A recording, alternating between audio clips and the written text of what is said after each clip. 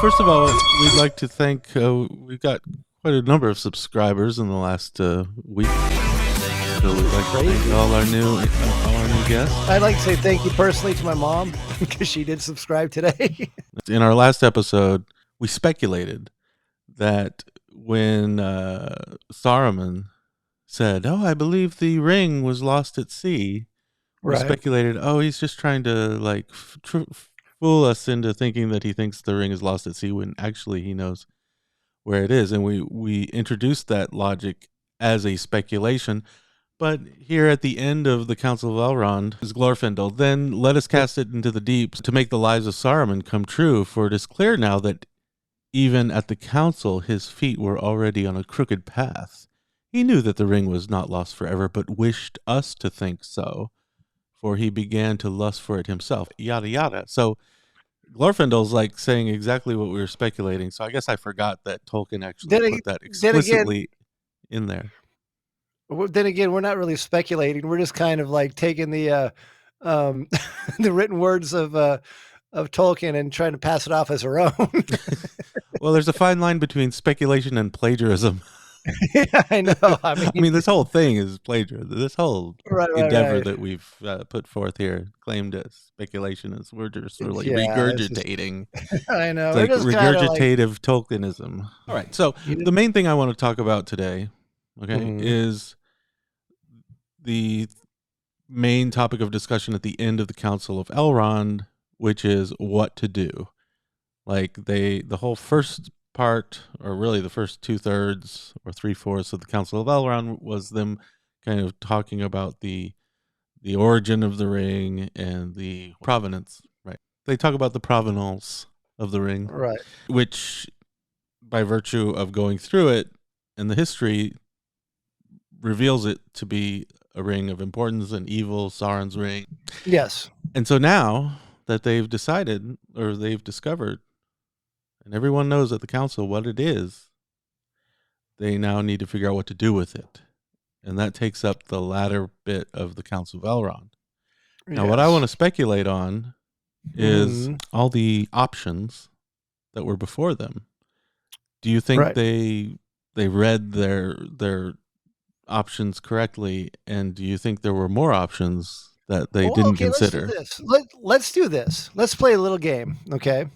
Okay. We know what happens, but if we were there, what would you have actually suggested? You know what I'm saying? Right. That's what I want to play. I want to play that game we can think outside of the box a little bit. Okay. So here's what I would do. Okay, first of all, you there's spies everywhere, right? Okay. Mm-hmm. I would have been like, okay, we're gonna set a company of 9 walkers. Not 2 or 5 or 7, but 9. But here's the thing, we're gonna multiply that by 4, right?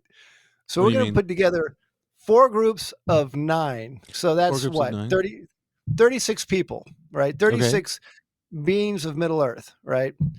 And it's like, you guys go west, you guys go to decoys. Yeah, absolute decoys. Because the thing is, like, you could send like Glorfindel and guys out, like, and his company out west with like Elrond and and get their best guys.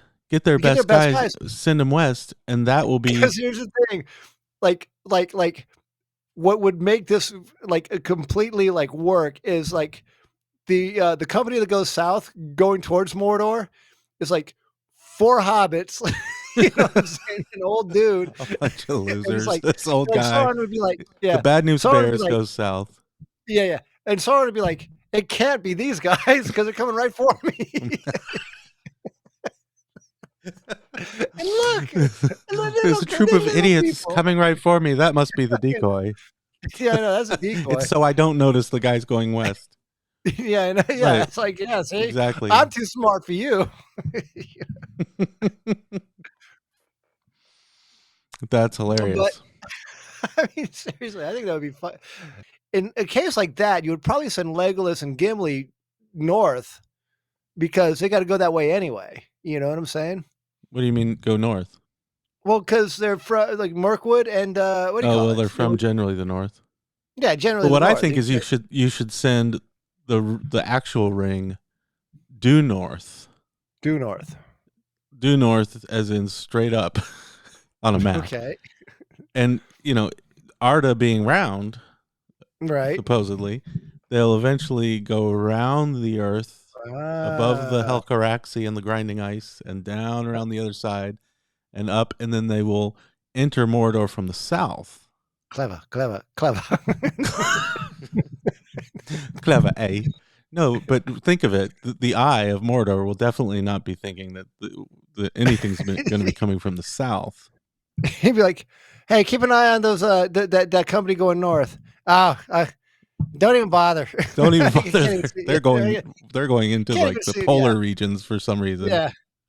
Yeah, maybe they're trying to find, maybe they're trying to find where Galadriel found my secret fortress. Back in the Second Age. They're looking for Angband. Yeah. Little do they know. Here's the thing, though. Here's another interesting question. So, like, they said that only the fire of Mount Doom could destroy the ring, right? But they said, or a dragon fire. And granted, there are no dragons left, but they could be like, "Hey, we're gonna go looking for some dragons." That's a good idea. They should look for dragons. Like maybe Smog Spawn is somewhere up north where there be dragons. Right, that's what I'm saying. So maybe Sauron would be like, "Oh, hey, they're gonna go and capture some dragons," because at this point, Sauron knows that they have the ring, that the ring's been found. Right. Because his incompetent henchman lackey ring race let it slip through their fingers. Speaking of incompetence, one way that they would totally confuse whatever spies are on the road looking for the ring is to send one group of hobbits out to wander aimlessly. Imagine wandering aimlessly.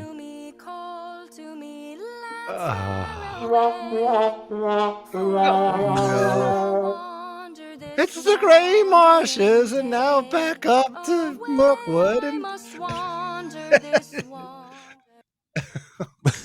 But can you imagine?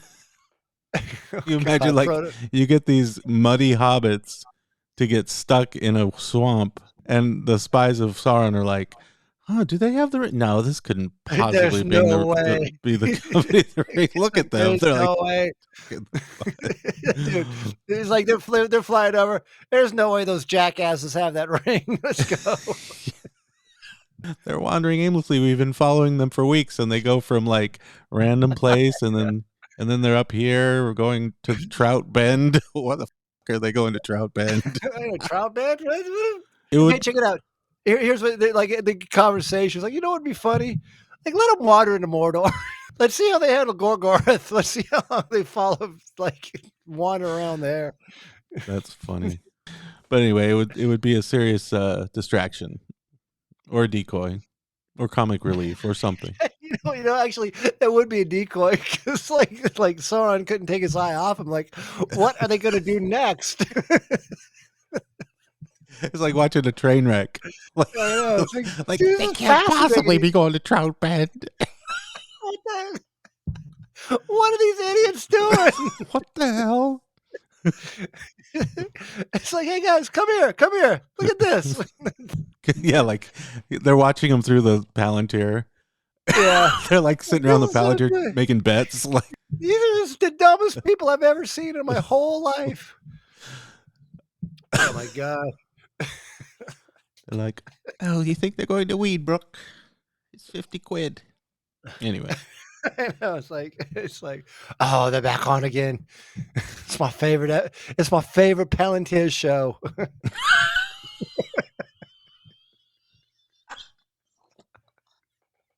It's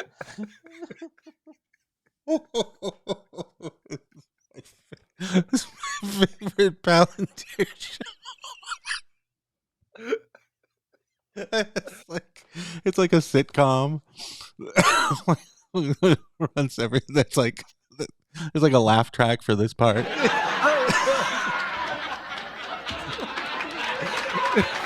Okay. Did you see last week when they left their people to die on the beehive? It was great. Someone got stung by bees and someone got kicked in the nuts. Can you believe this? You're crazy. They don't even have horses. Oh my God. All right. So on a serious note. Okay, back to the serious note. So what else might they have done with this ring? What if they built a big ring, right, and hid inside of it and put it right outside the gates of Mordor, and then they took it in and they jumped out, kind of like the Trojan horse, kind of like a Trojan ring.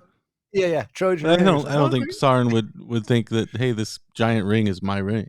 Like, he may. Well, what I was thinking actually is more like you take the ring and you put it next to a big hole, and then Sauron would be like, "Oh, there's my ring! I finally found it." He bends down to pick it up, and you push him in. You put it like, oh. I'm trying to think. Okay, there must be some other. The other things maybe that they could do is just find Sauron a girlfriend. Did they think of that?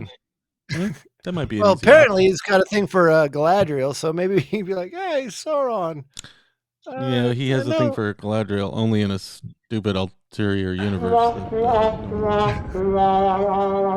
Anyway, but seriously, like, find him a girlfriend, distract him with like a girl, and maybe he won't be such a bad guy. One of the main options that they consider is to just simply give it to Tom Bombadil. Right. So they say he would not take it, or if he did take it, he would soon forget it, or he might just throw it away. See, I was thinking maybe he could just put it on his Etsy store. Yeah, no. Like, hey, Goldberry, I got something for you to sell. Okay, obviously Bombadil was a bad idea, but doesn't mean that giving it to somebody wouldn't have merit. Who would you give the ring to? Like, if you had to give the ring to somebody, I mean, obviously we're. Well, actually, one guy who's proven himself pretty capable with the ring is Sam. Yeah. Because he's got a heart of gold, and he's too stupid to like really do anything with it. Let me ask you this. But I don't know how long he could really hold it. I mean, obviously, I think at the end of the day, the choice they made was probably the best to destroy. Yeah, obviously it was, because the ring got destroyed and everyone's happily ever after. But what if Saruman didn't like shit the bed like the way he did, right? Mm-hmm. Like they could have been like, "Hey, why don't you take the ring?" Like, what if they like? That's what I'm thinking. Like he made it very clear to everyone that he was a dick and a jerk. He tried to imprison Gandalf. Started being kind of menacing, building this orc army. If he had just played his cards differently, played it cool, and been like, "Oh, I'm Saruman the White. I'm the good guy. I'm the most trustworthy and the most wise of all the people," he might have actually gotten the ring. Yeah, but he had to go weird. Right. Anyway. Okay, so ultimately, if Saruman would have had a little bit more patience. I mean, I've watched videos of like what would happen if Gandalf took the ring, what would happen if Sauron took the ring, or not Saruman. Saruman took the ring. Yeah. But here's what I think. Here's what I think, and I haven't read anything but here's my own personal theory, that you know how they say the ring corrupts. Absolutely. You know what I'm saying? Like the ring is altogether evil and they don't want to touch it, right? Right. Do you think that because Sauron put so much of himself into that, so much of his powers, and it's kind of sentient, that sentience is Sauron, like a piece of Sauron, right? And because the Maiar never die, right? They just become, and by destroying the ring, Sauron didn't die. He was just a malevolent spirit that could never build himself back up again, right? Mm-hmm. Would ultimately Sauron return, like say Gandalf claimed the ring. Mm-hmm. Sauron would ultimately end up, for lack of a better term, possessing Gandalf, and then Gandalf would cease to be, and it would be Sauron. And that you would just be like in a new body, kind of like, AI or some shit like that. I mean, Tolkien being a Catholic, right? Right. There's a term for it, is like impimation or impanation. Isn't it impanation? Right. But the Catholic term means like that the bread, when you're taking the sacrament, is like actually the body of Christ. You know what I mean? Apologies for those who know this very well, to Catholics out there, if I get the terminology wrong or something. But basically, like this inanimate object, bread or ring, has actually the body of Christ, or AKA, or in this case Sauron, inside of it. Right. So you're actually eating Christ. So the ring is actually Sauron. That's what I'm kind of like. And so if Sauron, you're right. I think if Sauron gave so much of himself to the building of this ring, he's actually in it, so that what's actually sitting on the throne of Barad-dûr is just a shadow, or a like a fraction of Sauron, and most of Sauron is actually spiritually kind of contained in the ring. And like you said, so if someone were to put it on, I think what you're alluding to is it doesn't just corrupt them. They actually become Sauron, because Sauron, like, it's like leavened bread or something. It like grows through them. It's like, it reminds me of like I don't know, Alien or something. Like, you become a host for the growth of this alien creature, and pretty soon Sauron's just gonna burst out of your chest cavity and be like, "Rawr." That would actually have been super freaking cool. Yeah, that'd be great. Hey, let's get Peter Jackson on the phone. I think we're onto something. No, but what I'm saying though is that, yeah, I think that would kind of makes the most sense to me. Why, like ultimately they don't want, no one ever wanted to touch it, because they'd release Sauron into the room. Like, if they, the idea is they let someone like Frodo and the other hobbits destroy this ring, or have a chance to go on this quest, right? Right. And they say that this path might be attempted by the weak as by the strong, right? Yeah. Like, as if it's such a long shot that a weak person has just as much of a chance to do it as a strong person. Right. Mm-hmm. But they could have gone with that a little bit further and said, like, a pure idiot has just as much of a chance to do this as a certified genius. Right. Mm-hmm. Yeah. Are you moron klutz. Yeah. Has every bit of a chance to do this as much as a deft ninja. Right. Absolutely. They could have said that. Hey, are you gonna put are you setting up the joke, or are you? No, that was the joke. Okay, I'm like, because like everything went away, and I'm like, oh, what is he gonna pull out of his hat? Oh, right. Oh, I see. No, I wasn't. Yeah, that's why I was like, oh, that's why I was kind of like, yeah. I'm like, I'm waiting for it. I should have waiting for it. Oh yeah. Like I was and these guys have every bit of a chance. So that's why I think you can get these guys involved. So yeah, in that analysis, these guys actually have just the same amount of chance to destroy the ring as Frodo. Yeah, here's the other thing too. Just like, now that we're come back to this, like Sauron's like, man, like, have you heard their dumbass songs? God, it's so stupid. Yeah, I have to say the lyrics on this are very non-Tolkien. Yeah, I know. It's like, I mean, although of course the not all those who wander are lost is a line from Tolkien, but it's the only real good line in the whole song. Yeah. It was just, did not feel very epic. I'll tell you that. No, it felt kind of stupid. The one to end the chapter. Okay. the one thing that I like felt like, again, let's crap on Sam one more time when he's like when they decide that Frodo's going to carry the ring, and he's like, surely you can't let him go off alone. It's like, oh no, hardly. You know, you at least shall go with him, Samwise, even when he's summoned to a secret council and you are not. You know, it's like it's kind of a dickish thing to say, Elrond, right? You know, it's like, oh, look, mate is playing the grand piano. Well, it's kind of it kind of rhymes with or runs parallel to how Sam entered this quest in the first place. Like when he was kind of listening in under the hedge or under the window at Bag End.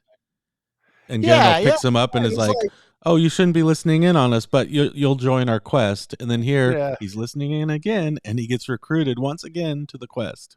Right. So if you ever want to get recruited to a quest, just be a spy and listen in when you're not invited. That's what I'm talking about. Sam knew what was up.